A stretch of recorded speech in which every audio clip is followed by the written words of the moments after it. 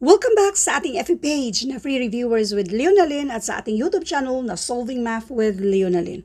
Now, let's answer question from one of our followers. Na ito ay pinipm sa ating FB page na Free Reviewers with Leonalyn. Apple has 23 pens and pencils. So, si Apple dito ay pangalan siya. A pen cost 4 pesos and pencil cost 5 pesos. If the total value is 106 pesos, how many pencils does Apple have? I-solve natin ito using algebraic way, lalong-lalo na wala tayong mga choices dito. So, meron tayong pencil, pen pa, mga pens at mga pencils. Ang total ay 23. So therefore, let N para sa number of pencil, tapos L as pen, let N para sa number of pen, and L para sa number of pencils. Kahit anong variables ang gusto niyo, X, Y, A, B, pariho lang din yan siya. Now, since hindi natin alam kung ilan yung mga pen at ilan yung mga pencils, so, kaya lagyan natin ng mga tinatawag nating variables. Kung i-add daw natin ito, ang total daw ay 23. Now, dito naman tayo sa kung magkano yung isa. Yung mga pen ay tag 4 daw. So, kung magkano man yan, i-multiply natin sa number of pen. Now, dito naman sa pencil, tag 5 daw, tag 5. So, kung magkano yan, i-multiply natin yung sa number of pencils. Ang total daw dito ay 106. Ngayon, meron tayong equation number 1, equation number 2.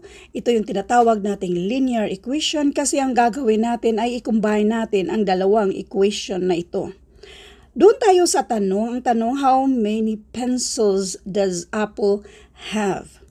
Ang gagawin natin, itong unang equation natin ay i-multiply natin in such a way na makancel si letter N para letter L na lang ang matitira para makuha natin agad-agad yung value ni L. Ano bang i-multiply natin para makancel itong letter N? So, dapat ang i-multiply natin ay 4. Para direkta na tayong mag-add, hindi na tayo mag-minus. So, therefore, i-multiply natin ng negative 4 yung buong equation na ito. Negative 4 times n, this is negative 4n. Negative 4 times L, this is negative 4L. Negative 4 times 23, and this is negative 92. So, focus lang tayo dito sa dalawa. Pwede na nating i-combine ito. So, unahin na natin si 4n plus negative 4n. Wala na yan siya. 5l minus or 5l plus negative 4l or 5l minus 4l. L na lang yan siya. 106 minus 92 or 106 plus negative 92, and this is positive 14. Meron tayong value ni L. Ang tanong lang naman dito, how many pencils does Apple have?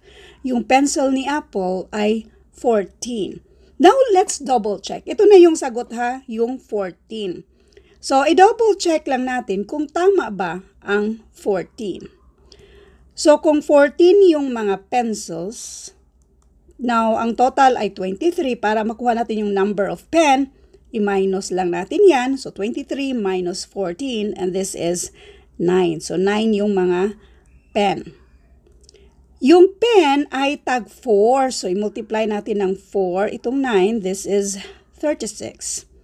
Yung pencil naman ay tag 5 pesos. So, i-multiply natin ng 5 si 14. And this is 14 times 5 equals 70.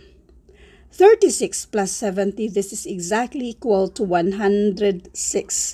If the total value is 106, therefore, yung sagot natin na yung pencil ay 14 ay tama.